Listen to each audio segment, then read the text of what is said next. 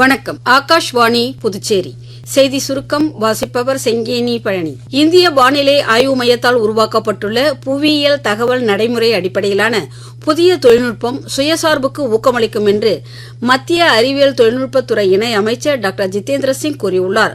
புதுடெல்லியில் உள்ள இந்திய வானிலை ஆய்வு மைய தலைமையகத்திற்கு சென்ற அவர் முற்றிலும் உள்நாட்டு தொழில்நுட்பத்தால் வடிவமைக்கப்பட்ட இந்த புதிய தொழில்நுட்பம் மூலம் சுமார் 250 கோடி ரூபாய் சேமிக்கப்பட்டு இருப்பதற்கு பாராட்டு தெரிவித்தார்.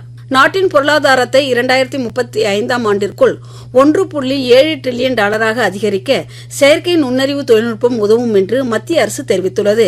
செயற்கை நுண்ணறிவு சார்ந்த தொழில்களில் சுமார் 60 லட்சம் பேர் வேலைவாய்ப்பு பெற்றிருப்பதுடன் இந்த ஆண்டு 280 பில்லியன் டாலருக்கும் அதிகமாக வருவாய் கிடைக்கும் என்றும் மத்திய அரசு தெரிவித்துள்ளது. புதுச்சேரி ஊசுடு தொகுதிக்கு உட்பட்ட பகுதிகளில் 91 லட்சம் ரூபாய் மதிப்பீட்டில் கூடப்பாக்கத்தில் சிமெண்ட் கான்கிரீட் சாலை அமைத்தல் மற்றும் சேதராப்பட்டில் தடுப்புடன் கூடிய நடைபாதை அமைக்கும் பணிகளுக்கான பூமி பூஜையை தொகுதி சட்டமன்ற உறுப்பினர் திரு சாய்ஜெய் சரவணன்குமார் தொடக்கி வைத்தார். பருவமழை காரணமாக கிருஷ்ணகிரி அணையிலிருந்து திறந்துவிடப்படும் நீர் மற்றும் சாத்தனூர் அணையிலிருந்து திறந்துவிடப்படும் நீரின் அளவு அதிகரித்து இருப்பதால் தென்பெண்ணை ஆற்றின் கரையோரம் குடியிருக்கும் பொதுமக்கள் எச்சரிக்கையுடன் இருக்குமாறு புதுச்சேரி மாவட்ட ஆட்சியர் திரு குலோத்துங்கன் செய்திக்குறிப்பு ஒன்றில் தெரிவித்துள்ளார். மேலும் ஆற்றில் இறங்குவது, மீன் பிடிப்பது, விளையாடுவது, நீந்துவது போன்ற எவ்விதமான செயல்களிலும் ஈடுபட வேண்டாம் என அறிவிக்கப்பட்டுள்ளது.